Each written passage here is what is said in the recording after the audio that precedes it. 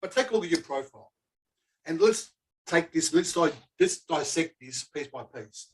And this is where people get to know you and like you. It's your profile.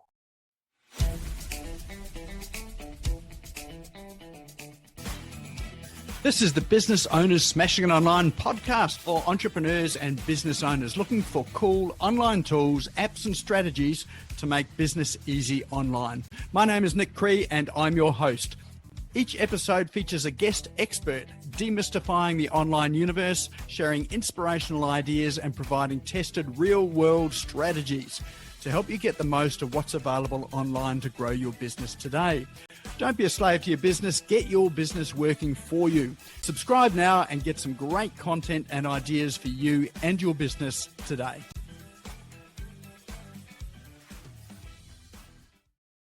So Con is our guest speaker tonight. He's often sitting where you all are in the audience, lapping up the information that comes through from some of the awesome speakers. But I discovered Con has got a really good system in LinkedIn as well too. Well, I discovered it actually because we connected on LinkedIn and Con said, would you be up for a phone call and have a quick chat? So I said, well, yes, why not? So we had a really good conversation while I was sitting in a cafe. I did get told to reduce the volume of my voice because I was becoming quite animated and excited as we were talking.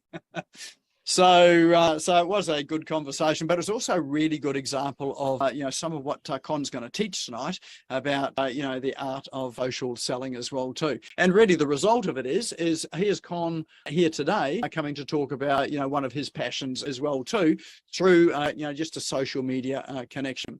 So a bit of background about Con. He is, actually is a qualified accountant. He told me not to tell you that, but he is. He's actually he's got an interesting background there as well, but at the moment he's working as the business development manager with MCG Quantity Surveys. So if you're on LinkedIn and you're connected to him, you will have seen, no doubt, some of the posts and things that he's put up there. So he's very active on the channel. He does really do what he teaches, and so all of the things he's going to talk about tonight, he is actively doing it, and you will see that in motion if you go into LinkedIn as well too. So he's also been a People's Choice winner in 2021 and 2022. You know how some people have awards that they won back in 1998 and 1999? These are sort of more current ones, so these are really relevant. So, just this year and last year. So tonight, he is a social media strategist. He does work with entrepreneurs and small businesses and people looking to become more effective, particularly in LinkedIn. That's his market that he really deals in, and it really helps people to leverage their brand, get new connections and clients, and to increase their sales. And he does it all without, sort of feeling like one of those sleazy people, which I'm sure that you get, that friend you. And then just after they friend you, they send you a message that says, buy my stuff or come and check out my stuff, that sort of thing there. So if they catch me on a bad day, they generally get an earful. And if they catch me on a good day, I just ignore them. So he's going to teach you a strategy that really does work. That is nothing like that at all. So let's put our together to the stage, Con Sotidis. Thank you, Nick. What a great introduction. And just as a segue, what I do with those people is I block them and I just don't want them in my life anymore at all. So when you connect with me, you do me a sales pitch straight off, you get blocked and you're out of my life, and I don't need that. Okay, let's see if we can share the screen here and get started. Really appreciate that. Hopefully you can all see that. Nick, can you confirm that? We are on the slide screen if you do presenter mode. Okay, let me just go into that. I'll just share the other one then. I just thought I did that one. Okay, so is that better now? Still the slides, or you can see? No, that's exactly what it should be. Magic. All right, thanks very much, Nick. The art of social selling. The most important thing here we're going to talk about today is we do not sell on social media. So let's put that up front and let's keep that in our mind. We're going to teach you here a few tricks and tips about how you use the platform to generate relationships, to create relationships, to generate conversations, and to move the conversations offline. So who am I? Nick gave a bit of a summary there. Con, Business Development Manager for MCG Quantity Surveyors. Just quickly, if you don't know what quantity surveyors do, we are the only ones that are authorised and legally qualified to do measures and metrics in relation to things like tax depreciation schedules, insurance replacement costs, construction cost estimations, construction plans, progress claims, and so forth. Anything involving construction and property, we can cover it. That's the plug for today. You won't get any more. Okay, let's have a look about social media. When I talk about social selling, and I apologise that the slide's not as clear, but I always like to put things in perspective. I like to see the bigger picture. And this is where we're at, guys. January 2022, 66% of our population in Australia are active social media users. And that's not surprising.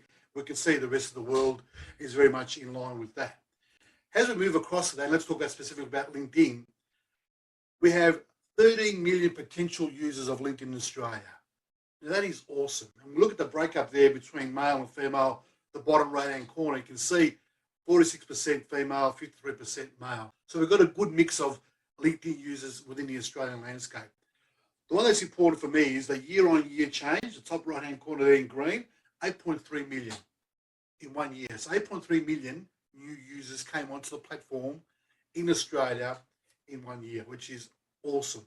And 50% of the total population is reached by LinkedIn. So great statistics to remember, especially when there's an old saying with LinkedIn, the 99 and 1. 90% of people on LinkedIn are lurkers, readers, just scrollers. 9% are interactors. Only 1% create content. And what I'm going to hopefully teach you today is give you the confidence to create some content and to create that thought leadership that you want to create for yourself and your brand, so you can get out there and just get that connection happening and get those leads coming in. We will talk about LinkedIn in relation to what marketers think of it. They see it as the number one platform for their brand. Now, if they see it as the number one platform for their brand, it doesn't mean that you as small business entrepreneurs should not also see it as the same way. And they understand that maybe LinkedIn is not where your tribe lives. But remember this, LinkedIn's got a variety of users. So you don't know who they don't know, so you don't know who they know and who else they know. So it's great to utilize LinkedIn for your brand. It doesn't take a lot of work. You can do it in conjunction with your Facebook and your Instagram and everything else like that. So there we can see 74% of the respondents, a couple of years old, but still very valid, consider LinkedIn has the right platform to be on. So social selling. Social selling is a term that LinkedIn developed when they were looking to sell a few new products. So LinkedIn's got a couple of premium products. One is called Premium, the other is called Sales Navigator, and the other one's called the Recruiter, which, as you can see from those words, they're targeted for the particular industries that they want to sell to. When they were looking at Sales Navigator, they were thinking, how are we going to position this? So they created what they call the term, the social selling. Most of us that do LinkedIn hate that term. We despise it, but it's a term that's stuck with us, and it's there because it's got that selling connotation. Like Nick rightly said, we don't sell on social platforms. Nick doesn't do it. I don't see any of you guys do it, and I don't do it. We create relationships and share content. When they developed this social selling, before we go there, I'll just talk about the bottom buyer. This is important too. So when we talk about social selling, it's important to have the bottom buyer in mind. So I'm sorry about it's all about he, but it should be he, she, but it's a bit of a graphic done by probably a male. Anyway, they are 61% of these people do extensive research before contacting the seller. We know that anyway. As business people, we know people check us out before they come to us. Now also the buyer, they are most likely to enter a sales process because they know what they want. They prefer the content. They want to see something from you. And they value quality content. But lastly, the buyer is willing to pay 30% more for superior buying experience.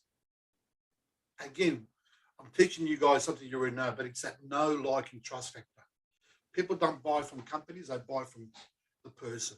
Once they know, once they like, and once they trust you, the sale should be a lot more seamless and a lot easier than what it usually is. So let's go back to what I was saying. What is social selling? LinkedIn created these 4 pillars.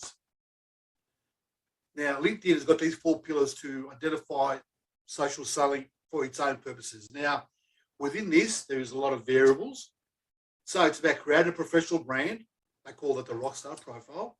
It's about connecting and finding the right people, engaging with insights, thought leadership, position yourself, and also then building strong relationships, interacting, conversing, connecting, and so forth. Now, I always am a simple person, so I take these things and I think to myself, no, I've got to make something simple. And I read a book once, and it said people remember things in threes. And it's easy for them to remember and easy for them to digest and also to take away. So I created the 3 E's of social selling: embrace, engage, and educate. Something simple that you can remember.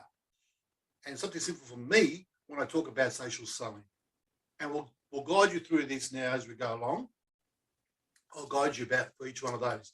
So embrace, engage, educate basically brings those 4 pillars together in 3 distinct compartments to make it easier for you to remember and to adopt.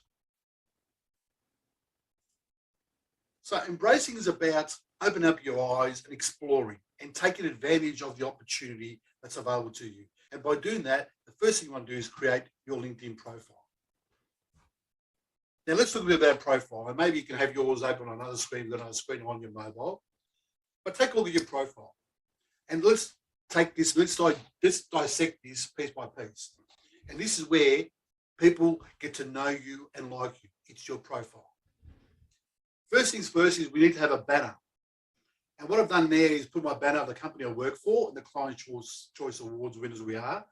You'll notice I've got my website and I've got a contact number. When someone opens your profile, you want to make it easier for them as possible to be able to contact you. If they want to contact you ASAP, they know there's a web address, they've got a telephone, bang, it's done. The other thing you notice is I've got a nice, clear, crisp picture of myself above the shoulders. Now, because I am a B2B type of marketer, I've got a suit on and a jacket. As long as it's something nice, not something from the last wedding you went to, you've got a couple of roses in there or maybe a hanky coming out. You know, something that's going to be nice, professional, that signifies who you are and what you do. Also, when you're doing your profile, make sure you always check it on your mobile phone. You'll see what I've done here is I've positioned that sort of MCG logo and that more to the right-hand side, because when you check my profile on your phone, that brand is not covered up by my picture. So if you create something in Canva as a banner, LinkedIn banner, make sure you put it towards the right-hand side, because when you put it on your LinkedIn profile and you look at it on your mobile, you'll see your face, your picture probably overlaps that branding. You want to make sure your branding is clear no matter what platform you're on. And about 70 to 80% of people use mobile, the LinkedIn mobile app, to check LinkedIn on a regular basis. The other thing is now we come to your name. Now you must have your full name in there. Now you might see sometimes people have got emojis in there.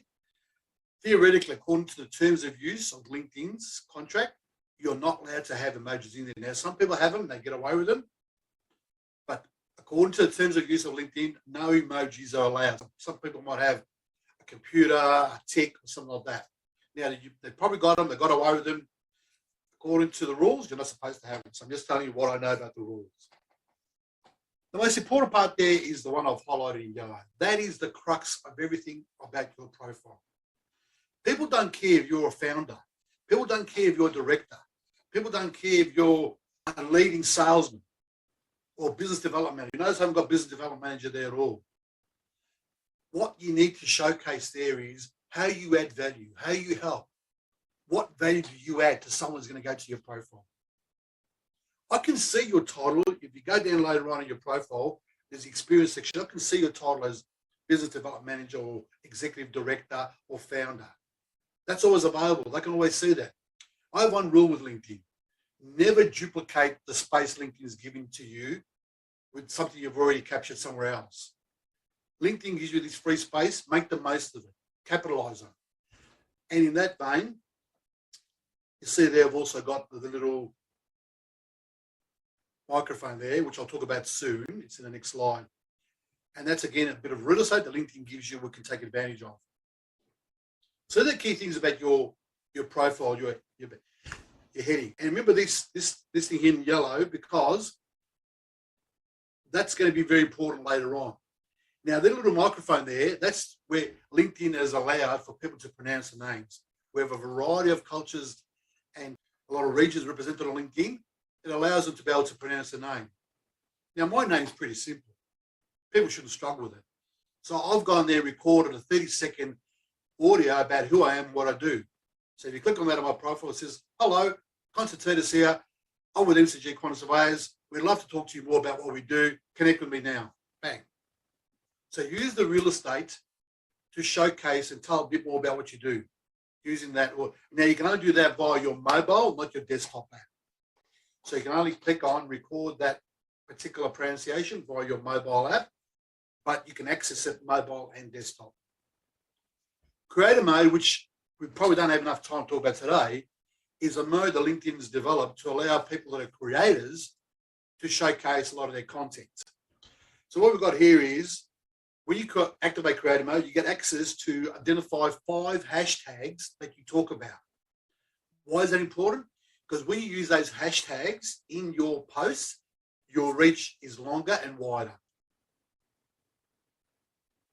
Now, the other thing with creator mode, and again, like, we haven't got much time to talk about it today, is it gives you access to newsletters.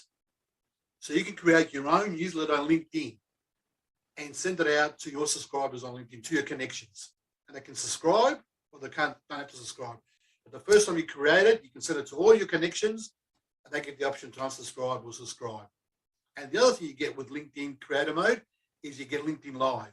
Now, LinkedIn Live, and my good friend Paul there, he knows all about video. Video is killing on LinkedIn. It's killing on every platform. Well done, Paul. Love what you said there. So you can get access to LinkedIn Live. Go for it.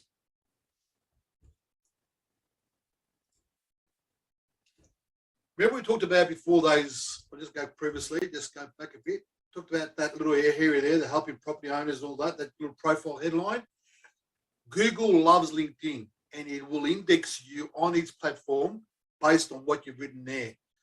So you should always Google your name. In fact, create a Google alert of your name, because you get to see if anyone's referring to or duplicating you. And I did an incognito Google search, and my profile comes up first. Most times your LinkedIn profile will come up first. And I think Nick and others have been in the game will agree that when you do a Google search, your LinkedIn profile and other, Facebook's and other things will come up first. And you certainly picked up those first 2 lines from my profile. That's how important those first couple of lines are in your profile. The About section. In the About section in your profile allows you to talk a little bit more about yourself. And this is where you can talk about what you do. There is a bit of a theory around this. You can put it in the third person, put it in the first person. The majority of people that I network with and talk to, and other LinkedIn coaches and trainers, believe you should always put in the first person. It's I help. I do this. I have achieved this. I've been successful in this. Yes, it's a bit of a brag fest. If you're not up to bragging about yourself, sorry, you're on the wrong platform. You need to showcase yourself and brag about what you've done, what you've achieved, and how you've succeeded. An opportunity again to re-emphasize your contact details. Now, on the mobile app, you'll see there what I've got you can actually now make those links active. So when you go to your mobile app, you can actually put in a link in your About section, and that will become an active link. Just a feature that's come out recently, where someone can just go to your About section and click on that link and go straight to your website or straight to your booking form, wherever you want to take them. But you've got to do it on again, it's one of these things, it's on the mobile app, you've got to go in your mobile app, create that link in your About section, and then that will appear on your desktop and your mobile app. I know why they do that. That's LinkedIn. A lot of things LinkedIn does, by the way, we never know why they do it. They just do it. They're a big beast, and they don't tell us anything. I just finish off with the Embrace. We'll stop, pause for any questions or comments that have come through, Nick. But featured section, this is a great section to use on your LinkedIn profile to feature something. So if you've done a webinar, or if you've got some feedback, you've got a testimonial, create a bit of a Canva template out of it and put it up there. Feature it. Feature something you've done. So what I've done there is a bit of a video, and I've featured our award. Not too many, 2 or 3, but refresh them every now and again. It's good to showcase something you're proud of, but also something that others will see that identifies what you are able to do for them. This is the most important part of the whole. Apart from your profile headline, this is the most important part, recommendations. As you would have seen, in the whole of LinkedIn, it's us talking about ourselves. I've done this, I've done that, this is my role, this is my feature section. This is where we call this the social proof of every profile. It's the recommendations. This is where someone, pardon French, has put their backside on the line to recommend you. And they've said, yes, I trust this person. He or she has helped me, and this is how they've done it. You can see their LinkedIn name appears, and if this was live, their profile will be able to click and go onto it. And I have done this. I will click on a profile, and I'll reach out to the person and say, hey, you said you recommended Nick because Nick did this for you. Tell me more about what Nick did for you. I'm looking to work with Nick. I'd like to know more about how he helped you. If they've been, rigid and they've given you a good recommendation, they should be able to talk about you to anyone. With recommendations, you can actually virtually write it for them when you ask for a recommendation and tell them what you want them to focus on. Hey, Mary, we work together on this. Can you focus on how I helped you achieve X, Y, and Z? Good. So Mary just writes that. Hey, George, we work together on that. Can you focus on how I was able to develop a strategy for you to deliver this? So, George's able to write about that. Feed them what you want them to write about. They'll write it. You have a right to put it on your profile line. If you don't like it, you can reject it. It doesn't have to go on. You can ask for a review of it. So you can go back to them and say, hey, George, hey, Mary, can you just review or adjust this a bit for me, please? And then you're the one that clicks on it and puts it on your profile. I'll just pause there. Nick, any questions? We'll have a drink of water. Yeah, there's a couple of questions here, Con. One is from Jody there, who's asking, should you use the same words on Google as you do in LinkedIn? So that must be in the profile, I guess. Is that right, Jody? Yeah. Yes. Yeah. I don't think there's any harm in doing that. I don't think there's any harm at all. I think it's really good because that way Google will be able to index you a lot more effectively. I think it's a good idea, Jody. Actually, one thing I would say is in terms of things that are exactly the same is your address and contact details should be exactly the same as it is in Google My Business, on your website, everything. And that's really a Google thing so that they can find and connect everything up and see that it is in fact the same thing. So they use your address right down to a comma. So, so write it exactly the same across all of the profiles, and then you'll quickly, it gives you a better chance of getting sort of all of those things connected up onto the first page of Google for your name and business. What else have we got? We've got Fred is asking, should we use our profile or a business page on LinkedIn? I've got a very firm view on this, and I know company or business pages are very popular on LinkedIn. But like I said in the beginning, people buy from people. Even if I go to a company page on LinkedIn, I'm assuming that's what Fred's referring to. I'll always go back to see who's behind their company page and go to their profile. I always like to know who I'm dealing with. A company is a company. Yes, there might be a couple of employees. You might have a couple of people in the company, but the most important thing for me is always going back to the profile. And I want to see what I call a rockstar profile in there to feel confident that I want to deal with an individual, to get to know them and to like them. And then when I have a conversation, I start getting to trust them. So I hope that answers Fred's question. And I always think people do business with people, not with companies. Correct. And Paul's just asking, Fred's just asked NAP. I'm not quite sure what that stands for. It sounds like some acronym. Is that right, Fred? Yeah, it's the term that's used in SEO for name, address, and phone number. It's exactly what you were talking about before. It's got to be exactly the same wherever you post it. Otherwise, you don't get any SEO juice. Perfect. Excellent. Thanks for that. I didn't know it was called that, so thanks. And also we've got Paul said, you mentioned not using emojis. Is that just in the headline or right through the whole profile section? Paul, that's just in your name. You know, it's Sotidis, just in your name, because that's where LinkedIn doesn't like it. Anywhere else, go for your life. Right in that first paragraph sentence. Yeah. So just in your name. In that first paragraph part, remember that's what gets indexed by Google. Yeah. So they're going to see an emoji, wouldn't know how to index the emoji, would it? So I would avoid it in the first paragraph, but in the about section, Other places, yes, I would use them, Yeah. but in your name, it's legally not allowed by terms of use. Yeah, okay. No, that's what I've got. I've introduced them in the section below. The about. Magic. That's all good, mate. Yeah, good. Thank you. Keep All going. right. That's all we've got, the questions and answers. So over to you. Okay, let's keep going. All right, so now on to engage. So we talked about exploring. Exploring is about, looking at our profile and being confident that we've got a really good rockstar profile. And then engaging is going to be about how do we start connecting? How do we start sharing, commenting, and liking? So let's have a look at that. So one of the most important things, and again, you've all done this, is your ICP, your ideal client profile. If you haven't done one, it's always good to do one. So who's my ideal client? Could be by demographic, it could be by other aspects of who they might be. So do an ICP, an ideal client profile. What kind of roles they have, what kind of jobs they may have, they got a family, whatever. Start building that out. And when you start building it out, put that in your search box in LinkedIn.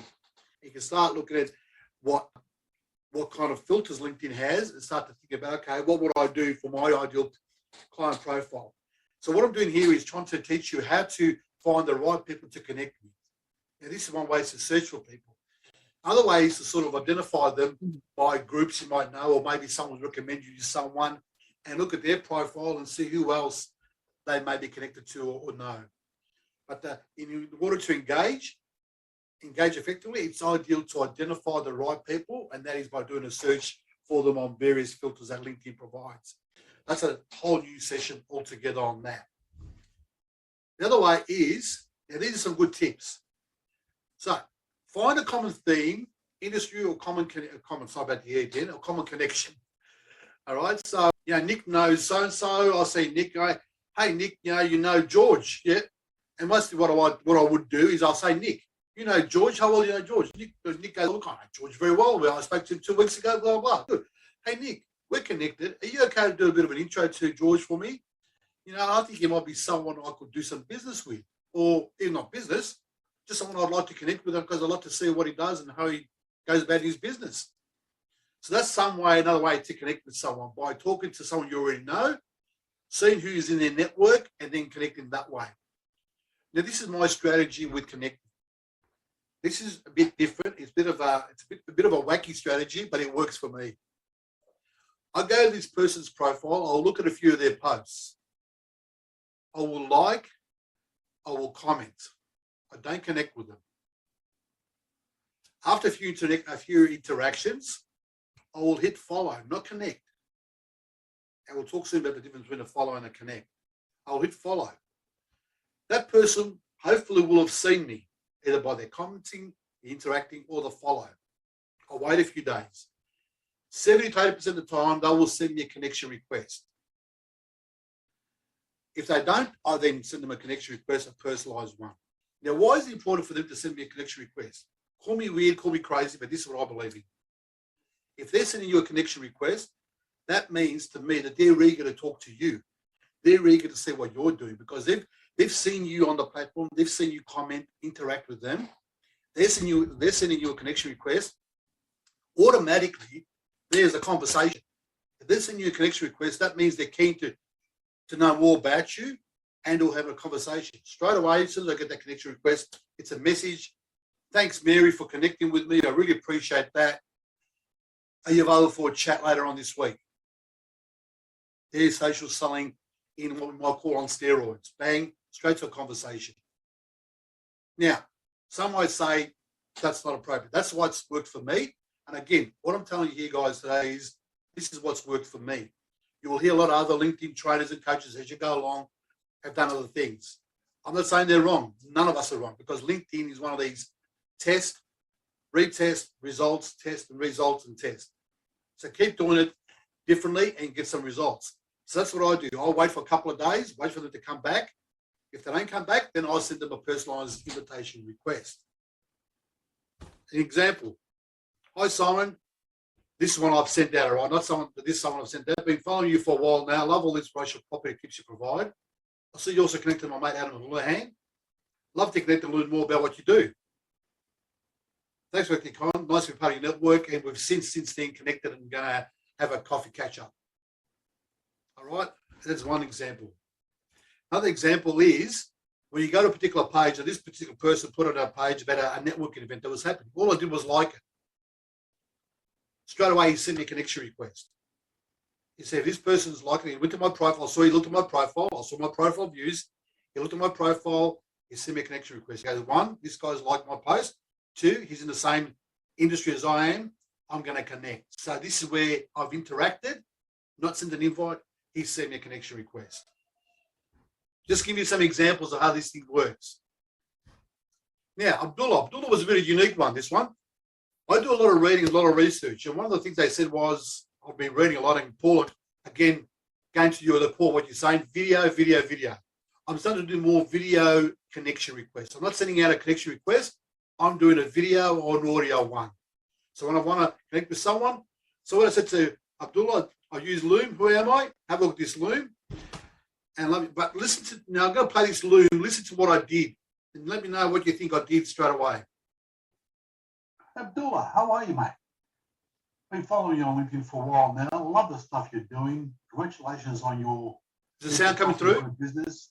I really enjoy what you've been posting lately, and also noticing a lot of team bonding. Mate, I'm myself new, just joined AMCG Quantity Surveyors, looking to connect with people like yourself, looking to see how we can add value to your business. Love to have a coffee, mate. Love to have lunch with you if you can. It'd be great. I'm in Melbourne. Let's catch up and let's do it. Talk to you soon, mate. Thanks. What's one thing you noticed I did there? You had his page displayed. Yep, that's a good point, Fred. Yep. What about with the video? What did I do? What's the first thing I said? G'day, mate. No, I said his name. Mm. I said Abdullah. Mm. Research, I read this article that said the research shows that if someone hears their name first up, they jump up to attention. So as soon as I'm just here talking away, as soon as I say Nick will go, oh, he's mentioned my name.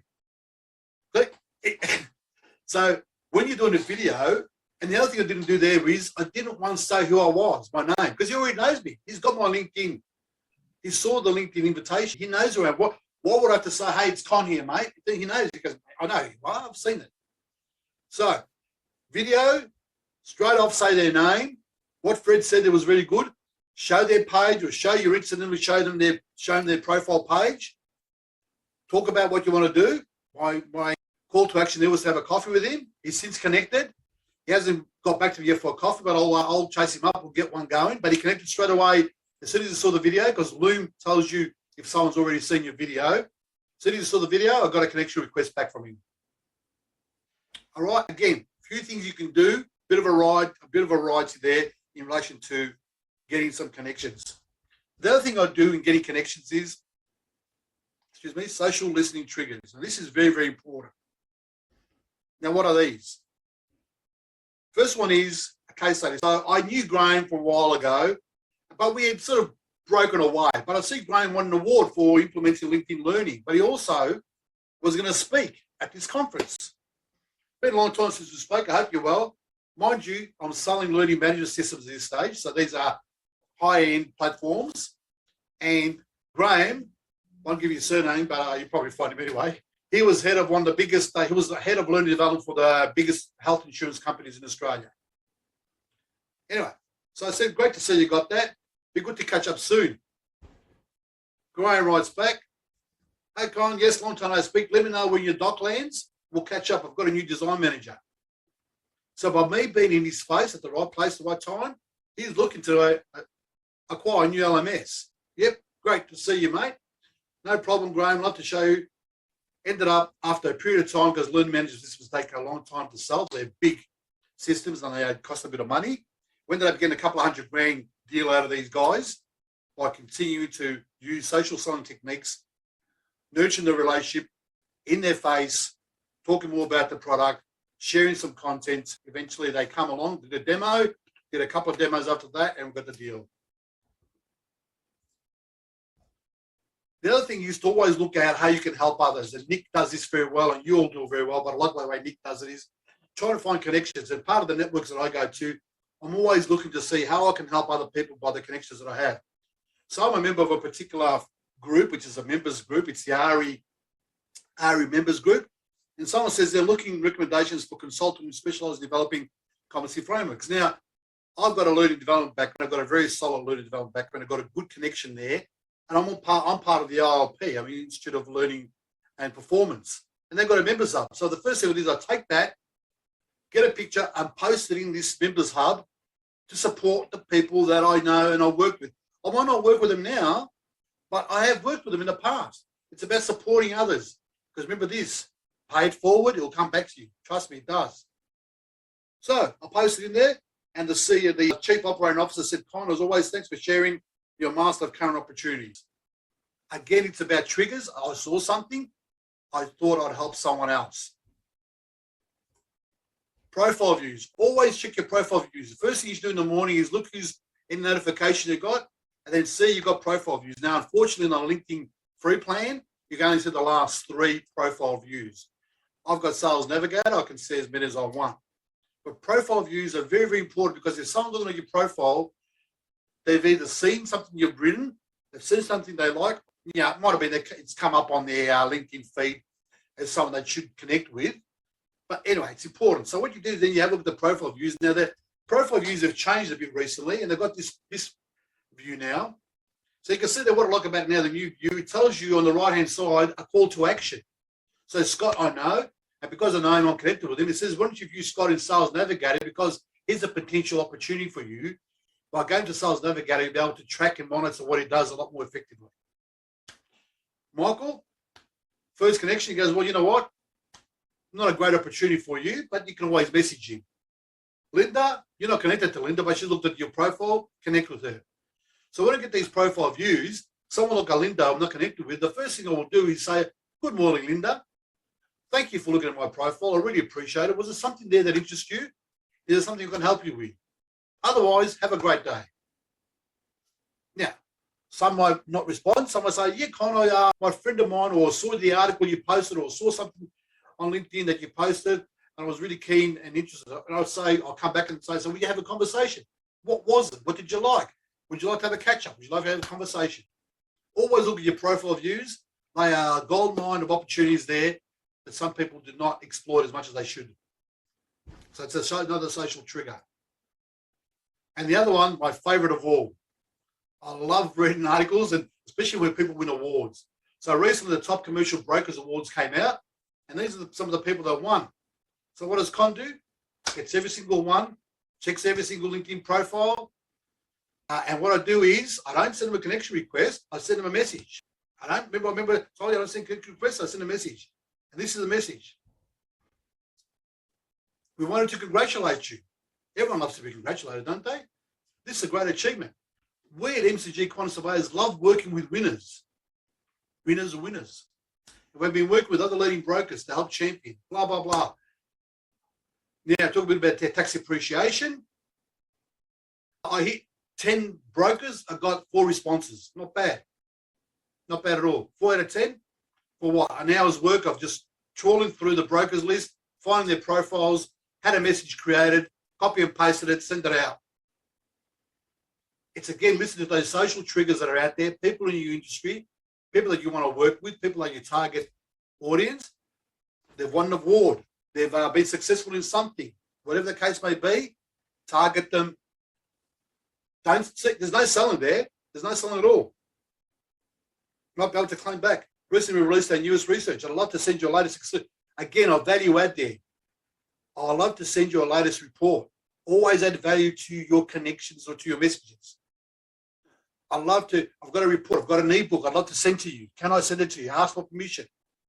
I've got a video.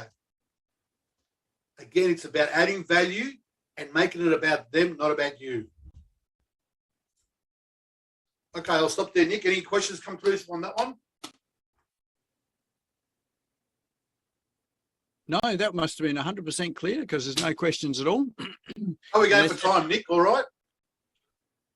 Yeah, we've got another about another 10 minutes or so. Okay, good. We're in the home stretch. So now this is where we got educate. This is where the rubber hits the road. This is where you position yourself as that thought leader, and then people would see you on the platform and they'll go to your profile and they'll want to connect. So there's 3 ways you can become a thought leader on the platform. An article, or has those of us that have been around for a while, known as blogs, a post and a document. So an article is a blog. So you write something, it's a long form piece of writing. They do have a long life on LinkedIn and they have a longer reach, but a longer life. So LinkedIn, the algorithm of LinkedIn just kicks in and gives them a bit of a longer life. You'll see some of these ones. If I go back and check the stats on this one, I'll see it's probably still getting some traction somewhere out there. Not as much anymore. It's about 2 years old, but they do go for a lot longer. They're really good for long form of writing. If you're good in long form writing, really good to share something you've done or share case study of some sort. They're really, really handy in that way. This one was about I Quit. It was about the great tsunami of the great resignation that was happening in the late to 2021. The great reshuffle, the great resignation. And because of what was I selling then? I was selling recruitment technology. So there you are. I was selling recruitment technology and I wrote a post about the great tsunami. Why? Because if people are changing jobs, they're going to be applying. If they're going to be applying, they're going to need a platform. Platform, bang, think of Con. Anyway, just like to make it a bit simple. LinkedIn posts are very, very good. Now, the thing with LinkedIn posts, this is my approach, all right? Never post anything without a text and without a picture or some sort of media. We all do this on all our platforms. What you want to do is you want to interrupt the pattern. It's called pattern interrupt, strangely. And by putting a picture, a video, it interrupts that scrolling pattern. LinkedIn rewards dwell time. As soon as someone stops and looks at your picture or video, and even more, clicks on that see more button, you are rewarded by LinkedIn. LinkedIn says to the algorithm, hey, this post is good. People are sitting and watching this for 3, 4, 5, 6 seconds. Let's give it a bit more. So the aim is to put a picture, a video of some sort. The other thing you'll notice, you'll see all of my posts, if you go into my profile now, you can look at all my posts, I've got to see more. What I usually do is I write a headline, a bit of a clickbait, a bit of a headline. I leave 2 spaces, always leave 2 spaces. So the headlines, the first 2 lines, and then I leave 2 spaces. Why do I leave 2 spaces? So there's always a see more in every post. And by clicking on see more, I get that dwell time. And we'll talk later on, there's always 3 to 5 hashtags in every post. And hashtags are where you target certain people's feeds, certain people's LinkedIn feed by the hashtag they may be following. So LinkedIn posts are good. 3,000 character limit nowadays for LinkedIn posts, so it allows you to write a bit longer than what you want, but never, in my opinion, guys, I don't want to see any posts coming from you guys who hasn't got a picture, a video, or some sort of document, because it interrupts that pattern. LinkedIn posts, just pure text ones, are very boring to a lot of people, no matter how good the content can be. Documents. They call these, in the States, they call these carousels. We call them LinkedIn documents, they call it a carousel. Basically, you take a PDF document, could be an ebook you've got or a PDF that you've created, and just post it on there, and it allows you people to actually hit the arrow, go forward and read it page by page. The other good thing is there is this little one down the bottom, this square, they can actually click on that, get a full screen size and download the PDF. So it becomes a downloadable document for them they can take away. Very, very popular. They do very well on LinkedIn. They get a lot of reach, a lot of exposure on LinkedIn. And it's really good because people just quickly read a couple of pages of a PDF and very, very handy. Again, a really good post to try out. Polls, they were the flavour of the month a couple of months ago. They've died out a bit. Maybe they've died out a bit for me because I don't follow them as much anymore. But I still recommend a poll. I recommend a poll at least once or twice a month. A couple of reasons. Polls are really good to use for lead generation. When you ask a leading question, you put some leading options there. Remember, as the poll author, you get to see what everyone votes. So I'm looking to do a course on social selling. Do you want to know about LinkedIn profiles? Do you want to know about connecting? Do you want to know about commenting and content? Or all of the above. So I've put them options. So whatever people vote on, I can see. So I'll say, hey, Michael, thanks for your vote. I noticed you voted on content. I have a short video on this I'd love to share with you. interacting, because you get to see what they're voting, and that's what's the beauty of it. You get to see who's voting on what. What you do is also, when you get results, it's good intelligence for you as to what your market wants from you. You're going to create a course on social selling. If more people want more content than on profiles, you say, okay, I'm going to create a course on focusing on the content, on the profile creation, not on content, whatever the case may be. They're really good intelligence gathering. They're really good to interact with people. They're really good to target individuals that might have voted, and you might be able to reach out to them and offer them an additional PDF or document or some sort of conversation. They're really good. And like I said, once or twice a month, a good strategy used to gather some intelligence for yourself. Paul's favorite video. During lockdown, we were all locked down, and I had 1 hour walk a day. So I thought, why not use it to the best? So I did Con's walk and talk. So I'd get out there, I would walk, huff and puff, get the camera up and just talk about a particular topic. And they worked very well. Again, it's about the pattern interrupt. It's raw. It's not packaged. It's not edited. It's just me talking to the camera. Made a lot of mistakes. You don't care. You move on. I found during COVID, people were more accepting of the raw video, and probably now a lot more accepting of it than they were in the past. Whereas in the past, it had to be packaged and slick. Nowadays, you get your phone, you create a video, people accept it because of the content and what is the message can be conveyed. So yeah, videos work very, very well, especially when you're connecting, but also when you're publishing some content very, very well. And also these ones have got captions. So people, there was a stat I read a while ago, it was about 70-80% of people watch video on LinkedIn with the sound off. That's why it's always good to have captions on. And see Paul's nodding, so Paul knows what I'm talking about. The stats aren't probably as accurate as probably Paul has it, but it's very high in that respect. People watch videos with the sound off, so caption your videos as much as possible. Now, people say to me, Con, you know what? Just a note on that, Con. Yes, Paul, go for me. Yeah, go for it. I don't want to cut you off. It's horses for courses too. There's video and there's video. And it's what your message is and what your audience is at that particular moment that makes the difference. True. Yeah. Your brand and all that. Yeah, exactly right. Yeah. Definitely right. Well done, Paul. Totally agree. So I was going to say here is about education. Sometimes people say to me, look, I don't know what to write. There's two ways you can create content on LinkedIn. That is, you create your own content or you curate content. Just like a curator in a museum who identifies appropriate pieces to show other people, you can go and find content online that you can read and put your perspective on. So I use a variety of sources. When it comes to some sales gurus, I use these two guys here, Daniel Disney and Justin Walsh, to the best I've seen on LinkedIn. LinkedIn newsletters, they're now very, very popular. There's one there by a guy called Chris Murray. If you're into sales, want to learn more about sales like I do, really good. And also one, Adam Houlihan, which most of you should know, is the link to LinkedIn to Success, based in Brisbane, Queensland. Very, very good in what he does. I highly recommend Adam to, if you're not following Adam Houlihan, local boy, really good in LinkedIn, does great work on LinkedIn.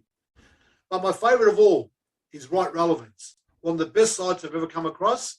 There's probably others out there, but with Right Relevance, you go in there, you type in a particular topic, it gives you the content, will give you the influences, you can customize it to location. So what I do there, I'll get my content from there, I read it, and then I post that content with my perspective. Always try to give your perspective. And always see if you can actually say, hey, have I got this right? Now, what would you do differently? Or does that resonate with you? And that's what I'm trying to do more and more with my content. So you don't always have to create content. You can curate it. There's nothing wrong with it. As long as you give attribution and you give a perspective, people say, geez, this guy is finding some great content. He's sharing some great stuff with us. All I have to do is just go to Connie and I know he's going to give me some good content on X, Y, or Z. We talk about hashtags. Now, this is a little stat. You should always have a hashtag in your post. But also, it's good to know what are the key hashtags. This one is January 2002. So you can see the word entrepreneurship is very highly there. So there's 22 million people that follow the word entrepreneurship. So if you write something, a post, and you use that hashtag, potentially 22 million will see your post. Careers, 22 million. Branding, 18 million. What else would be relevant to us? Let's say lean startups, investing, personal development. A lot of you guys are into personal development. Personal development, 14 million people follow that hashtag. So when you write a hashtag, you use personal development as a hashtag, potentially 14 million people will see that particular content. Hashtags are a great way of targeting the people who you want to see your content. It's a very much a grossly underused resource. And I've got a quote here from my friend in the UK. He says, it's the biggest missed opportunity on LinkedIn. Hashtags are the most helpful to get your content into the feeds of people you're not connected to. Hashtags. I can't. And also what you can do is this, you'll see me on Social Selling Warrior. I've got a hashtag called Social Selling Warrior. Create your own personal hashtag. No one owns a hashtag. You can create one yourself. Use that. Why is it important to use that? One, it's about your brand. And two, you can go back and find your own content later on. It's a bit of an indexing system for your content. Someone says, hey, Con, you wrote something about this 2 weeks ago. So that's okay. Do a search on Social Selling Warrior hashtag. They'll all be there. You'll be able to find it. So create your own personal hashtag that you can carry along, whether on your Instagram, whether on your Facebook, or whether on your LinkedIn. It's good to have as your own personal brand awareness. A little bit about thought leadership. Elderman and LinkedIn do a study every year. I thought I'd share with you some insights. This is how important it is. 4 in 10 final decision makers say there is more thought leadership content than they can manage. But let's move on to say that they see it as critical to customer engagement, with over 70% of respondents indicating they consume it to keep up to date. If your content is of high quality, people will consume it to keep up to date. 60% say they thought leadership builds credibility.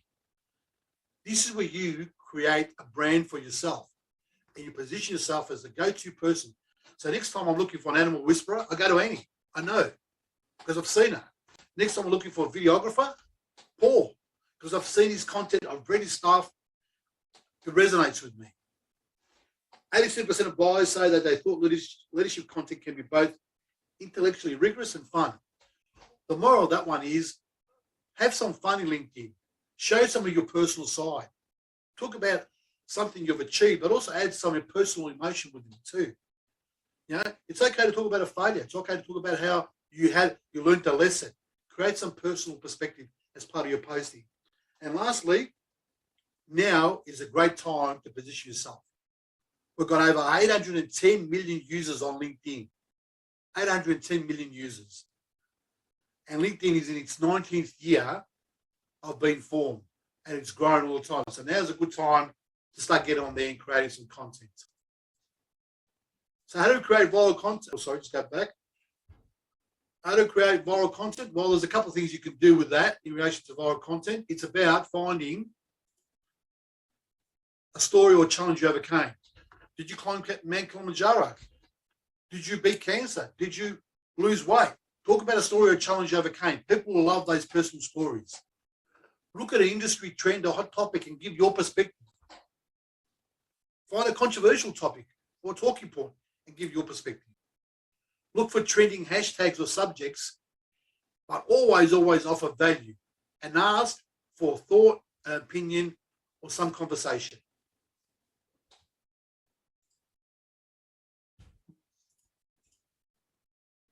When you're branding yourself, let people see who you are, not just a salesperson or someone who's trying to sell something.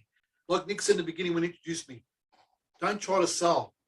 Don't try to do a sales pitch. Let people see who you are. Write as yourself. I don't outsource my LinkedIn to anyone. I do all my own LinkedIn. People are amazed because only I can convey Con's tone. Only I can convey my message the way that I want to convey it. Not saying there's anything wrong with outsourcing it. Personally, I like doing it all myself. And lastly, when you're on LinkedIn, the most important thing is, these are the 2 words I want to leave with you today. Be present and be consistent. Present means interacting, commenting on a daily basis, consistent means 3 to 5 posts a week of your own posts. But daily, you should be commenting, liking, emojis, likes, whatever, commenting, sharing some content, some other people's content on a daily basis. Now, just quickly, we'll finish off. Those 4 pillars, because LinkedIn was trying to sell us something, they created a social selling index. And guess what? We've all got one. So if you take that link on over, it's easy just to copy linkedin.com, sales.ssi. Everyone's got a LinkedIn social selling index. It was a premium feature. It no longer is a premium feature. What LinkedIn does, it rates you on those 4 pillars. Your brand, you're connecting, you're engaging with insights and building relationships. Anything, and this is going to be a bit of a shock to you now, anything over 75 is smashing it. What that means is, if you're over 75, your posts will have 20% more reach on the platform.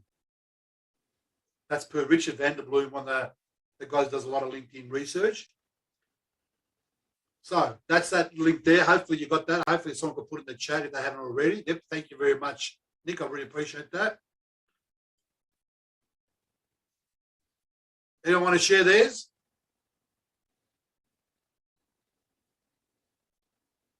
Yeah, I have 65. Very good. That's good, Fred.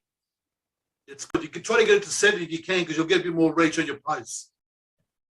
Yeah, I don't use LinkedIn as much as I should. So after this conversation, I'm certainly going to. Yep, yeah, it's good. Anyone else?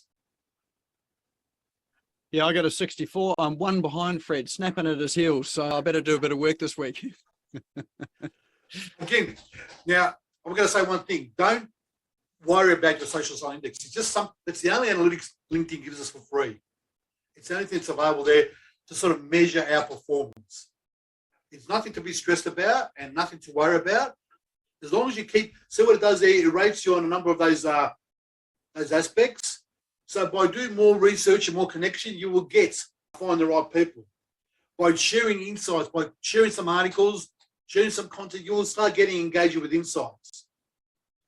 And professional brand is that profile building I showed you in the beginning. See, even I'm not there. I'm only 22. 21.5. So I've got a bit of work to do too. Okay.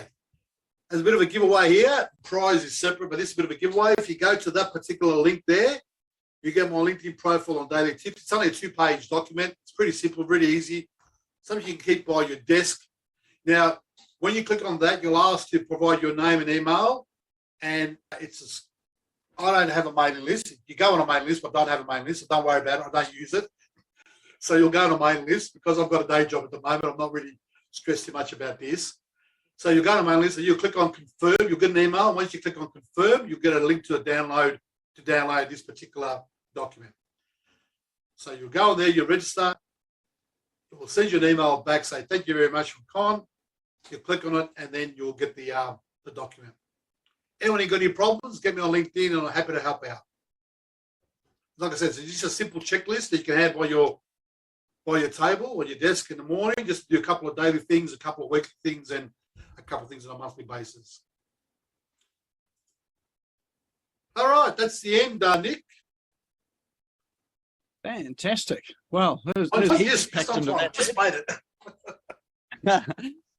Actually, we've got a couple of questions in here, so maybe we could run through these sort of quickly. What do we got? Should we link up with people who are potentially competitors? That was from Michael. Okay. I don't think there's anything wrong with it. I wouldn't be liking their posts. What I would be doing, more importantly, I'd follow first. I'd follow first and see how it goes with the follow, because that way you get to see what they're posting. You don't have to like their post, but you can see what they're posting. It's always good to see what your competitors are doing from a posting perspective, what they're sharing. Yeah, that makes sense. Yep. I wouldn't connect, but I'd follow, and I wouldn't, because I wouldn't be liking their posts. I'd just be following them. Yeah. Jenny's asking, are there good templates for case studies, or is it really a free form? Case studies of what type? Sorry, what kind of case studies? Good templates for case. Did you want to expand on that, Jen? Yes. Can you hear me okay? Yes, Yes. Catherine, Jen, yep. Yep. So just because you mentioned, doing up case studies, and I'm just wondering if there's a pro forma or a template to use that case studies normally follow in general. There is one. I did find one a while ago. If you Google it, I don't remember where it was, but there's a case study template that I use. The kind of questions you can ask a particular client and that they answer, that you create a case study out of it. I used it a while ago, but I haven't got the link handy, Jenny. So if you Google it, you find some templates out there. All right. No worries. Thank you. If I find it, I'll let you know. I'll get back onto the chat, to the Facebook group and post a link. All right. Cool. Thanks.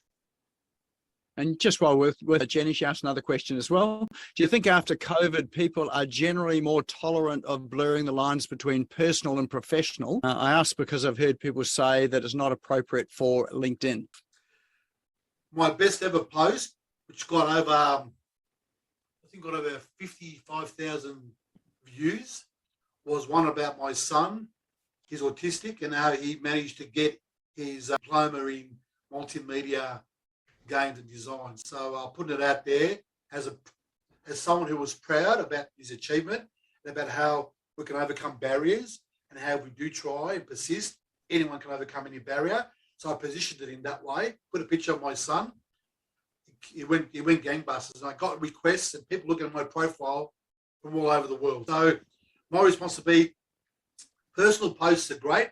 Don't put too many, but try to make them a bit relevant to what you're doing in relation to overcoming barriers or success or some sort of leadership lessons, whatever the case may be.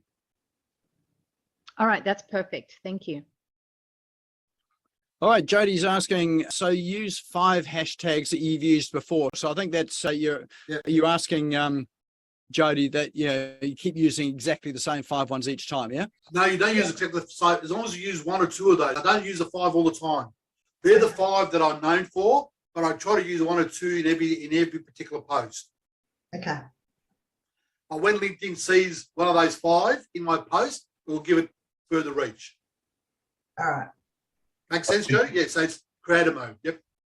Cool. Yeah, I think you could vary it a little bit if you have different products or services, or like a different conversation that you're having. Correct. Like I've just made a post in LinkedIn right now, and we're talking about video and marketing and stuff. So I didn't put my post in for funerals, my hashtag for funerals. But in another venue, I would hashtag video, live streaming. Yeah, true. That's right. Exactly right. A couple of other questions. These are 2 that are sort of reasonably related. One is, can you track who downloads documents? And the other one, which is related, is, can you capture details of who downloads your PDF? No, you can't. No one, you can't capture who downloads it. Sadly, no, you can't. So it's out there. People can just download it. And you won't get any information. The only thing you get is your normal statistics, like views of the post, which is a normal post. The post analytics you'll get, but you don't get details of how many downloads. No. All right. Captions on videos, does that happen on LinkedIn, or do you have to do that before you upload the video? You do it before, so you might use AutoCap or Capwing or something like that. One of those other ones that you talked about before, Nick, I think. So yep. You do it beforehand, and you post it up there. LinkedIn does not like you leaving its platform, so you just create it outside and post a video. Some people will put a link to a YouTube video. LinkedIn, what we think and what we know about it is, it doesn't like you leaving its platform. So it will allow you to post a link, but it won't give that post a lot of reach because it says you're going outside of my platform. I don't want to lose you, so it doesn't give that post as much reach. So always post the native video. It penalises you. Yeah. All those. Definitely upload native video, native upload to LinkedIn. Yeah, that's the same on all platforms. That's the same, yeah, exactly. Yeah, Yeah. so you use Facebook or anything else, just upload. No one likes losing you. No one likes losing you. All right. Question here. How do you make a hashtag for LinkedIn? Just sit there. Easy. Just put a hashtag. You just call it whatever you want. So Nick says, Paul video Paul. That's it. Just as long as the words. As long as you got that. Yeah. The words. As long as you got the hash in front of it, then yes. it's a hashtag. It's a hashtag. So as long as you get the hash, no one knows a hashtag. what you would do before you create your one, do a bit of a research and see if it's out there. And if someone else is using it, then just look for modification to create a bit of a modified version for yourself. Because, for example, someone was using a workout or something, and they used it, and then when they do a search, and they found all these body workout videos when the workout was about, something else. So it's about just finding a hashtag that identifies what you want to be identified for. And on the other hand, too, if you find the hashtag you wanted to use is used by somebody else in the same industry, and they've got 45,000 trillion Correct. followers on that hashtag, well, use it, baby. Exactly Because right. they will see your content. That's why I shared the slide about the most followed hashtags. I think it's important to know which ones they are so we can use them. All right. Okay. I think, what do we got? Any ways to get email addresses from LinkedIn? No, LinkedIn does not allow scraping of its platform. Unless someone's put that on the contact info, you can see it manually. I would never, ever, ever use an automation tool with LinkedIn. LinkedIn jail is a very high probability for anyone using any automation tools. What that means, things like, and I'll mention some of them, Lusher, or there's other ones out there. I think Lusher, there's Duck or something called Duck. I would not use automation. It gets you in big trouble with LinkedIn. They don't like it at all. Yeah, they used to give you email addresses. You used to be able to download it years and years ago, but they stopped that practice, didn't they? Yeah, exactly right. You should be putting your email address in your contact info. Exactly. Yeah. It's about getting contact from other business people. But yeah, you don't go and harvest it to make a database from. But what about My Most Trusted, Con? That's seemingly LinkedIn approved. You aware Which of one that? is it? What's it called? My Most Trusted? I haven't used that one, Fred. My most trusted. Okay. Does that scrape LinkedIn? Does it scrape the database? It doesn't actually scrape it. You got to make the connections, but once the person makes the connections, then you can get their info. Okay. Yeah. Well, you've established a relationship. Yeah. Yeah, but Well, my understanding is it's been approved by LinkedIn. Okay. Well, there you are. My most trusted. That's a good one. Thanks, Fred. Excellent. All right. Well, that's probably Fred. about all we've got time for. If people do. Lost you. I think we've lost you, Nick. We lost you, Nick. Oh. Anyway, if anyone wants to go find me, that's where I am. That's where I live. I'm there 24/7. I assume LinkedIn's probably the. We lost you, Nick. Sorry, mate. Yeah, audio's going in and out, Nick. Need to put another penny in the slot, mate. Yeah. Yeah, I think the internet's struggling a bit here at the moment. So, yeah. All right. Well, hopefully you can hear me now. Let's give Con a big virtual round of applause. Thank you very much for all of that information tonight. I know I've got heaps of work to do now. Actually, I did have a look at my profile and I was thinking, actually, it's not too bad. But there are some areas there, obviously, to improve and tweak on it as well, too. So, yeah, sensational information, Con. That. All right. Thanks, Nick. Thanks for the opportunity. Now we do have a door prize for tonight as well, too, don't we?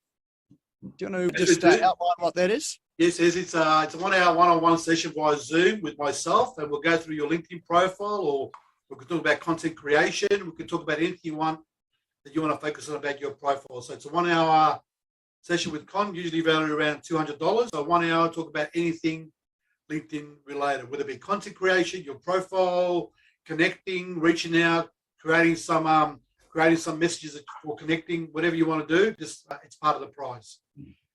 Excellent. Anyone want that? Find that helpful? Excellent. Perfect. All right. Well, we've got our normal wheel of names to draw it. So all of your names are in the wheel of names. And today we've got a very colorful one as well. So I've been playing around with some of what you can do to customize it. So remember, you have to be here to win. So let's spin the wheel and see who our lucky winner is. Let's have a drum roll, please. And the lucky winner is Jenny. There you go. Worthy winner. Well done, Jenny. Thank you. All right. So we'll connect to Con and Jenny, so tomorrow by email or probably LinkedIn's probably a good way to do it too, isn't it? Yep. And then you can organise that time together. All right. And we've got some tickets from Aldwin as well. Are you still here, Aldwin? Yes, there you are. I am. Just tell us, just remind us what it is. Sure. We've got 2 tickets to the free Publicity Secrets Masterclass. It's on June 11 from 9 a.m. to 1 p.m. It is online, so you can hop on from anywhere in the world. It's intensive. If you want to get free publicity, I'll share over 20 years of media secrets and insider tips to help you get out there. So it's really great content. So And, 2 tickets to that, and it's worth $197 each. Fantastic. And what some of you may not know is Aldwin actually does publicity for some very well-known names out there too that you would see in the media. So she's very good at what she does, and what she teaches is pretty awesome as well. So here we go. If anyone wants free media publicity, there are going to be 2 lucky winners here tonight. And So Nick, bring in that drum roll. Yes. Cody's name isn't in there. Whose name isn't? Jody Mine. Brooks. Jody, is it not? Yep. Second draw. All right, so there's Margaret. Is Margaret here? There she is, waving around there. Excellent. So we'll connect you up with Aldwin tomorrow for that ticket. Right, whose name was not there? Jody, was it? Jody. Why was your name not there, eh? I bet that was me not copying and pasting this properly. I can see a Jody up the top. Is now. Oh, yeah, it's just been added in. Oh, right. Shall we just shuffle it around so that there's no favoritism here? And let's draw it again. That's a cute app. It's pretty good, isn't it? Yeah. What's it called? Wheelbarrow. Keep going, keep going. Nah. Missed it. And Annie Burke. Are you still here, Annie? Yes, there you are. Have you been, Annie, to one of these workshops?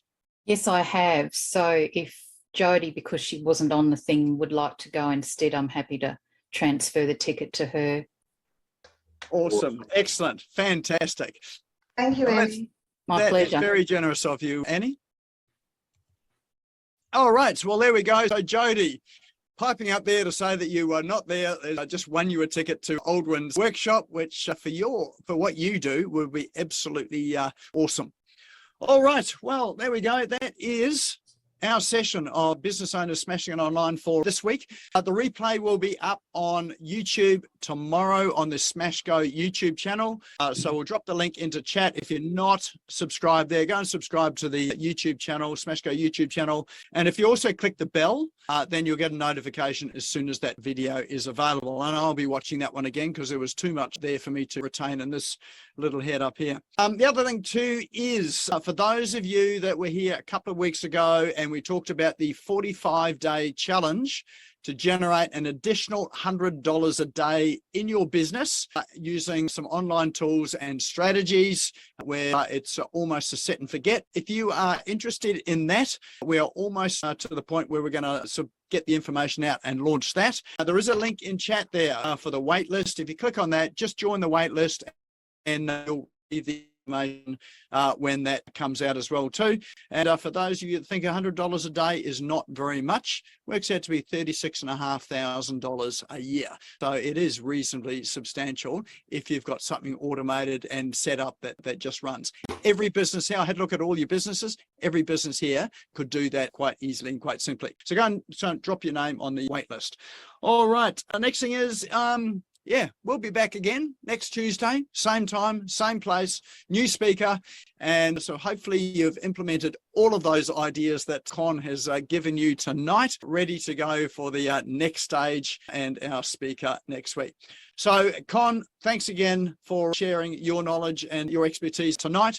Thanks everyone for showing up and being here tonight. And I look forward to seeing you during the week and next week. Have a sensational night. I'll put a post on LinkedIn in the chat. So if anyone would like to check that, and if you want to, I'm happy to accept connections. Fantastic. Excellent. And anyone else that wants to connect on LinkedIn, that's a good thing to do as well. So thanks, Paul, for that reminder. Thank you for tuning in and listening to the Business Owners Smashing It Online podcast. You can also find me on social media and online. Just search for Business Owners Smashing It Online and Nick Cree, spelled Nikree, all one word. If you like this and want to hear more, subscribe now. Until next time, don't be a slave to your business. Get your business working for you.